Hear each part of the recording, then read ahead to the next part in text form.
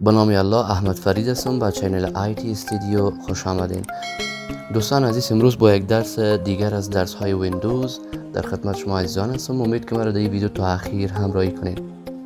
امروز درس ما بر بالای دیفالت پروگرامز است از کنترول پنل ویندوز که برنامه دیفالت پروگرامز یا سافتویر دیفالت پروگرامز در کمپیوتر یا در ویندوز وظیفه چی است و چی کار میکنه. خب برای باز کردن کنترل پنل رن باز میکنیم و در رن نوشته میکنیم کنترول یا کنترول پنل. هنگامی که کنترل پنل باز کردیم، در قسمت سمت راست کنترل پنل در قسمت شما برنامه دیفالت پروگرامز یا آیکن یا آپشن دیفالت پروگرامز میبینید. دوستان عزیز، توسط آپشن دیفالت پروگرامز یا برنامه دیفالت پروگرامز که در ویندوز یا در کنترل پنل ویندوز 8 یا ویندوز 7 و غیره ویندوز ها یکی است، ما توسط این برنامه میتونیم که فایل های مختلف با برنامه های مختلف یا اپلیکیشن های مختلف ارتباط بدیم. هنگامی که ما میخواهیم یک فایل mp4 را توسط میدی پلیر VLC باز کنیم، یعنی به طور دائم یا دائمی باز کنیم، ما میتونیم توسط دیفالت پروگرام چی کنیم؟ شیوه باز شدن این فایل تغییر بدیم که توسط کدام اپلیکیشن فایل چی شوه؟ باز شوه. خب من بر بالای دیفالت پروگرام را کلیک میکنیم. به این قسمت ما 4 آپشن داریم. آپشن اولش البته set your default programs است. ما میتونیم که برنامه ها یا اپلیکیشن های ما رو مشخص کنیم یا ببینیم که توسط هر اپلیکیشنی که در کامپیوتر ما نصب است کدام فایل ها باز شده میتونه و فایل هایی که در سیستم کامپیوتر به طور دائم با اپلیکیشن ها معرفی شده و او فایل ها در این اپلیکیشن ها قابل باز شدن داره، ما میتونیم که اونا رو تغییر بدیم و که به طور دائم بسازیم میشن. خب ما بر بالای set your default programs بر بالای آپشن اول کلیک میکنم، باز میکنم. خب از سمت چپ صفحه در این قسمت ما یک اپلیکیشن انتخاب میکنیم، مثلا میدی پلیر VLC. دوستان عزیز، میدی پلیر VLC یک سافتویر است که برای باز کردن آهنگ های تصویری، صوتی و غیره برنامه ها به کار میره. هنگامی که ما این سافتویر را کلیک میکنیم که در کامپیوتر ما نصب است، در قسمت پایین در این قسمت به ما نشان میده که در حدود 117 نوع فایل، یعنی 117 نوع فایل توسط این برنامه امکان داره که باز شود یا توانایی باز کردن 117 نوع فایل داره و 46 نوع از این فایل ها به طور دائم توسط برنامه میدی پلیر VLC باز میشه.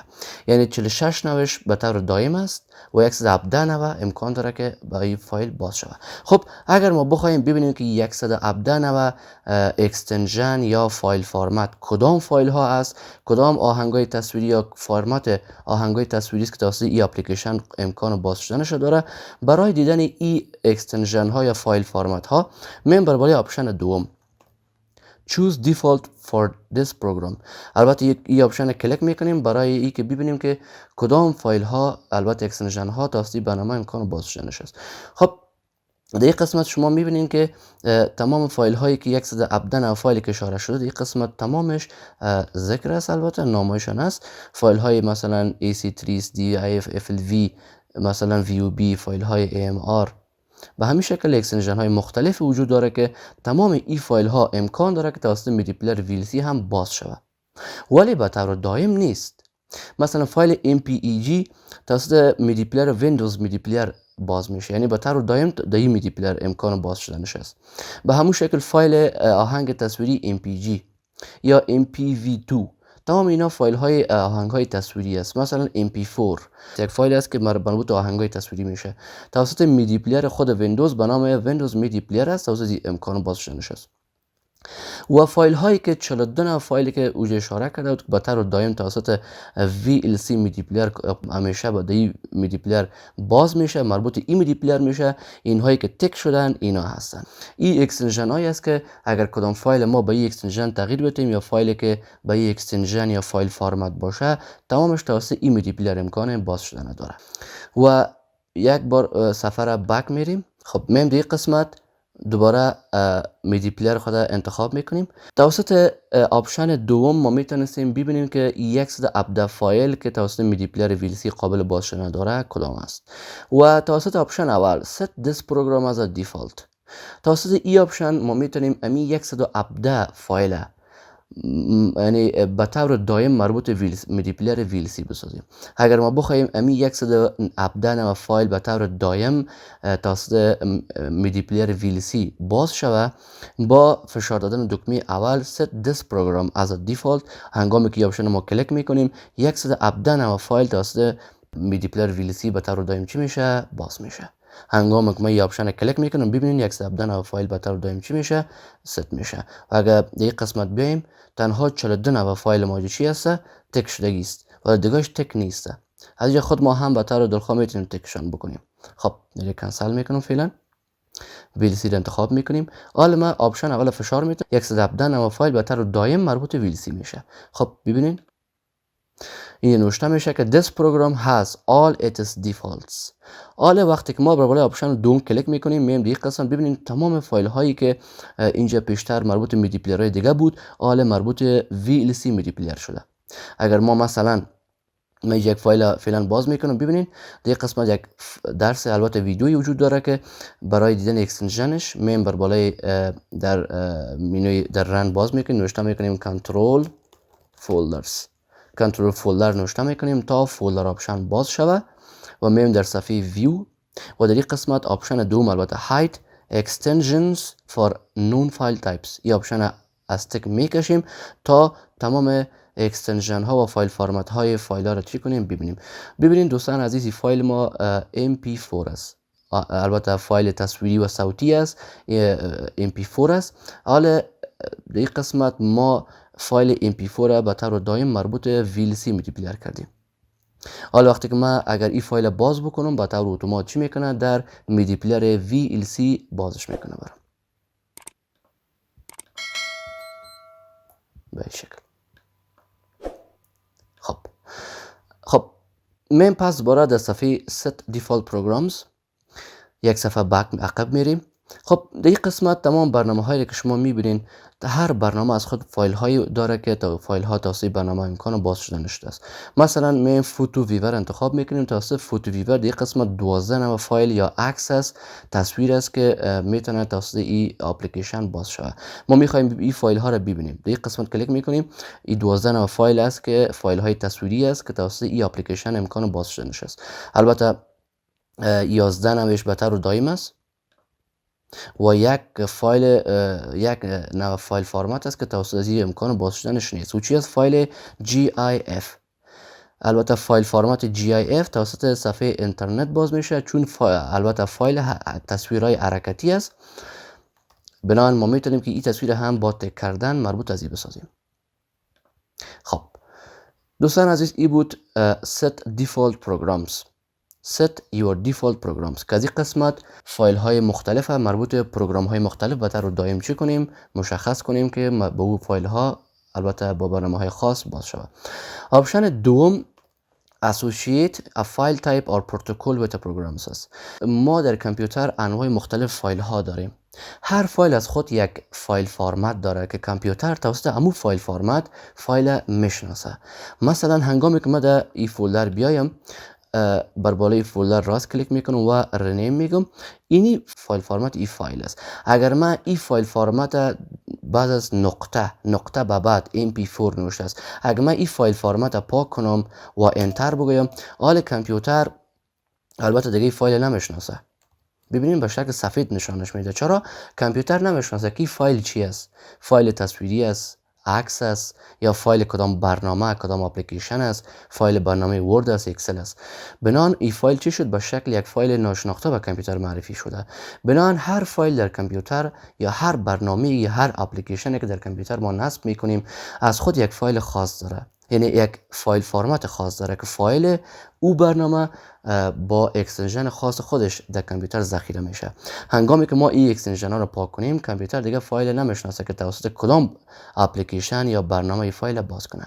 بنان ما ضرورت داریم که هر فایل باید پیش از پیش یعنی فایل فرمتش پاک نکنیم و فایلی که البته در کامپیوتر معرفی نشده باید توسط یک فایل فرمت رو به کامپیوتر معرفی کنیم. خب فایل دوباره رو نمیکنم، .mp4 نوشته میکنم تا کامپیوتر دوباره فایل بشناسه که فایل تصویری است و توسط میدی پلیر VLC امکان باز شدنش است که قبلا ما مشخص کردیم. خب دی قسمت میم بر بالای آپشن دوم توسط اسوسییت فایل تایپ ما تمام انواع مختلف فایل ها یا اکستنشن هایی که در کامپیوتر ما ذخیره است از این قسمت میتونیم این فایل ها رو چی کنیم ببینیم. خب این آپشن ما باز میکنم. ببینین تمام فایل فرمت هایی که در کامپیوتر ما ذخیره است تمامش یه بر ما نشان میده که حتی در حدود 1000 یا 2000 نوع اکستنشن یا فایل تایپ است که تمامش شما در این قسمت دیده میتونید. هنگامی که میان بر بالای کرنت دیفالت کلیک بکنین اپلیکیشن هایی که مربوط هر برنامه میشه براتون به شکل تنظیمش میکنه. این اپلیکیشن هایی قبلا ما مشخص کردیم تمامش توسط VLC مدیپلیر مشخص کردیم به این شکل. فایل MP4 از این قسمت فایل MP4 رو پیدا میکنیم. فایل MP4 در این قسمت است. خب فایل MP3 و MP4 هر دوش فعلا توسط اپلیکیشن VLC مدیپلیر قابل باز شدن داره. اگر ما بخوایم که این فایل فرمت توسط یک اپلیکیشن یا یک مدیپلیر دیگه باز کنیم از این قسمت فایل فرمتش پیدا میکنیم .mp4 یا .mp3 فایل فرمت انتخاب میکنیم. میایم به این قسمت از قسمت بالا چنج پروگرام میگیم. هنگامی که دکمه چنج پروگرام رو کلیک میکنیم در این قسمت تمام مدیپلیر هایی که یعنی میتونن امین نوع فایل پلی کنن بر ما نشان میده. ما میخوایم این دفعه فایل MP4 توسط ویندوز مدیپلیر چی شوه به طور دائم باز شوه. از این قسمت ویندوز مدیپلیر انتخاب میکنم و یک بار صفحه رفرش میشه. حالا ببینین در این قسمت فایل ویندوز فایل MP4 در این قسمت ببینین که اپلیکیشنش تغییر خورده با ویندوز میدیا پلیر تبدیل شده. حالا هنگامی که من فایلی را که من میخوایم مثلا این فایل فعلا ببینین فایل MP4 است. تمام فایل هایی که با عنوان فایل فرمت MP4 در کامپیوتر شناخته میشه فعلا کلش توسط مدیپلیر میدیا ویندوز پلیر باز میشه. ببینید این قسمت آیکن VLC از بین رفته و آیکن ویندوز مدیپلیر آمده.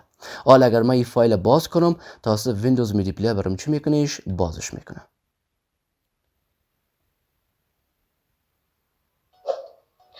بسم الله الرحمن الرحیم. دوستان عزیز السلام علیکم. و این بود طریقه تغییر دادن نوعیت برنامه با فایل و یا که تغییر دادن نحوه باز شدن یک فایل توسط کدام نوع اپلیکیشن. خب و در این قسمت تمام اپلیکیشن هایی که مربوط هر برنامه میشه شما میتونین که پیداش کنین و اپلیکیشنش تغییر بدین. مثلا در این قسمت فایل های پاورپوینت میبینین، برنامه پاورپوینت. از این قسمت تا به این قسمت تمام فایل هایی است که توسط برنامه پاورپوینت باز میشه. و همین شکل برنامه اکسس یا برنامه اکسل، این فایل ها تمامش فایل هایی است که توسط برنامه اکسل باز میشه، مربوط به برنامه اکسل میشه. خب دوستان عزیز این بود نحوه تغییر دادن نوعیت فایل هایی که در کامپیوتر ما ذخیره است یا دیدن تمام فایل فرمت ها یا اکستنشن های فایل های مختلف در کامپیوتر ما. آپشن بعدی چنج آتو پلیس که قسمت البته است تنظیمات آتوپلی کامپیوتر ما تغییر میدیم که ایره قبلا در ویدیو دیگه ما تنظیم کردیم به شما. البته درسش در ویدیو دیگه است که لینکش در قسمت دیسکریپشن همین ویدیوی است، شما میتونید از لینکش استفاده کنید و ویدیو را ببینید. دوستان عزیزی بود درس امروز ما که مربوط به برنامه دیفالت پروگرامز میشد. امید که شما طریقه تغییر دادن اکستنشن ها یا فایل فرمت های مختلف کامپیوتر طریقش فهمیده باشین. این درس ما برای شما ایزان مفید قرار گرفته باشه. و دوستان عزیزی که جدیداً به گروپ ما به چینل ما میپیوندن لطفاً چینل ما رو سابسکرایب کنین و عضو چینل ما شوین.